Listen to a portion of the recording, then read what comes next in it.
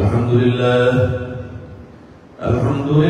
نحمده ونستعينه ونستغفره ونؤمن به ونتوكل عليه ونعوذ بالله من شرور أنفسنا ومن سيئات أعمالنا ونعوذ بالله من شرور أنفسنا ومن سيئات أعمالنا من يهد الله فلا مضل له ومن يضلله فلا هادي له ونشهد أن لا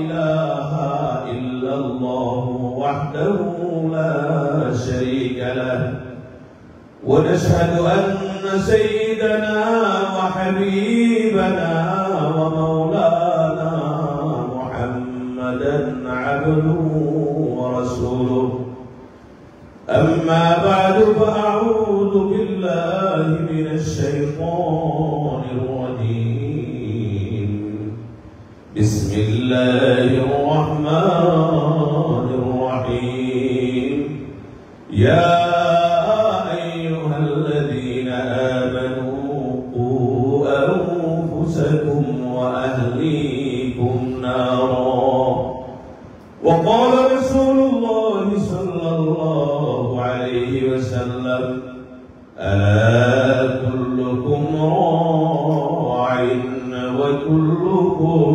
مسؤول عن رعيته صلى الله على سيدنا ومولانا محمد وعلى آله وأصحابه وسلم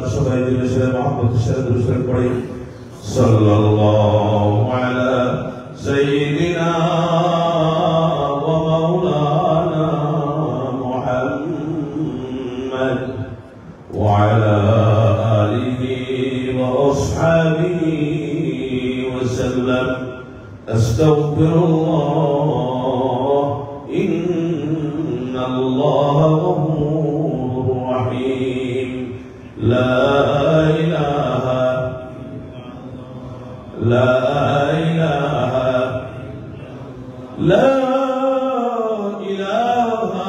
إلا الله محمد رسول الله صلى الله عليه وسلم الحمد لله رب العالمين দরবারে লক্ষ কোটি শুকরিয়া সুজুদ আদায় করি যে মহান রব্বুল আলামিন আমাদেরকে আমাদের জন্মভূমি বাংলাদেশ থেকে হাজার হাজার মাইল দূরে এই আমেরিকার জমিনে এই ঐতিহ্যবাহী আল ফুরকান জামে মসজিদ আয়োজিত আজকের এই কোরআনুল কারীমের তিলাওয়াত এবং মাহফিলের আসার বসার শোনার আলোচনা করার যে মহান রব্বুল আলামিন আমাদেরকে তৌফিক দান করলেন তার দরবারে আমরা সবাই শুকরগুজার হই, সবাই পড়ি আলহামদুলিল্লাহ। কারণ আল্লাহ পাক রব্বুল আলামিন যদি আমাদেরকে তৌফিক না দিতেন তাহলে কিন্তু আমাদের পক্ষে আসা বসা কিছুই সম্ভব ছিল না। কত মানুষ রাতে ঘুমায় কিন্তু সকালে আর সূর্যের মুখ দেখে না। আপনি আমাদের জীবনে কিন্তু এই যে মাহফিল কারোর জন্য জীবনের শেষ মাহফিল হইতে পারে। এই জন্য আমরা যদি প্রত্যেকটা জীবনের ইবাদত বন্দেগীকে জীবনের শেষ ইবাদত বন্দেগী মনে করে করি তাহলে আল্লাহ পাক রব্বুল আলামিনের কাছে এটা কবুল হওয়ার গ্রান্টেড কবুল হয়ে যাবে। যেমন করে আপনার সামনে যদি কোনো জল্লাদ কোনো জালিম যদি আপনার সামনে পিস্তল ধরে এবং তলোয়ার হাতে নিয়ে বলে একটু পরে আপনার মওত হয়ে যাবে, আপনাকে গুলি করবে, সেই অবস্থায় যদি আপনি বলেন আমি 2 রাকাত আমার জীবনের শেষ নামাজ পড়তে চাই, সেই নামাজটা আপনার কেমন হবে? কারণ আপনি একটু পরে জানেন যে 2 রাকাত নামাজ পড়ার পরে আপনাকে কিন্তু মেরে ফেলবে, তখন মন লাগে পড়বে কিনা? ঠিক এইভাবে আপনি আমি জানি না, কারণ আমাদের আজান অলরেডি হয়ে গেছে। যখন পৃথিবীতে ভূমিষ্ঠ হয়েছে মারকট থেকে তখন আজান দেওয়া হয়েছে, শুধু আকামতটা বাকি আছে। এই জন্য আমরা যে জানাজার নামাজটা পড়া হয়, জানাজার নামাজে কিন্তু আজান আকামত নাই।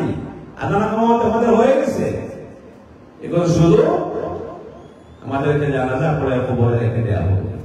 এই মধ্যখানে যে সময়টুকু, এই সময়টুকু আমরা পৃথিবীতে মধ্য হয়ে আমরা পৃথিবীতে আমরা আল্লাহকে বলে আমরা যেদিকে মন চাইতেছি সেইভাবে আমরা কি করতেছি, চলতেছি। কিন্তু আল্লাহ যখন আপনার আমার রশির মধ্যে টান দেবেন, পৃথিবীতে কোনো শক্তি নাই যে আপনি আপনার মনকে আটকাইতে পারবেন। আল্লাহ বলতেছেন আইনামা তাকুনু ইউদরিকুমুল মাউতু ওয়ালাউ কুনতুম ফি বুরুজিন মুশাইয়াদা। মরণ থেকে যতই পালাও মরণ তোমায় লইবে গিরি। মরণ থেকে যতই পালাও মরণ তোমায় লইবে গিরি। যদিও তুমি আকাশ পানে উঠে যাও লাগিয়ে সিঁড়ি। পৃথিবীতে যত প্রকার সিকিউরিটি হইতে পারে, যত ধরনের সিকিউরিটি কেমন পর্যন্ত আসবে, এমন কোন সিকিউরিটি নাই যে আজরাইল আলাইহিস সালামকে আটকাইতে পারবে। পারবে? সবাই বলে না, সবাই কিন্তু মরতে হবে আমাদেরকে। এই মওতটা হচ্ছে মুসলমানের জন্য উপহার স্বরূপ। আল্লাহ পাক রব্বুল আলামিন বলতেছেন মান আহাব্বা লিকা আল্লাহি আহাব্বা লিকাহু। যে আল্লাহকে সাক্ষাৎ করা পছন্দ করে, আল্লাহ তার সাথে সাক্ষাৎ করার জন্য ভালোবাসেন।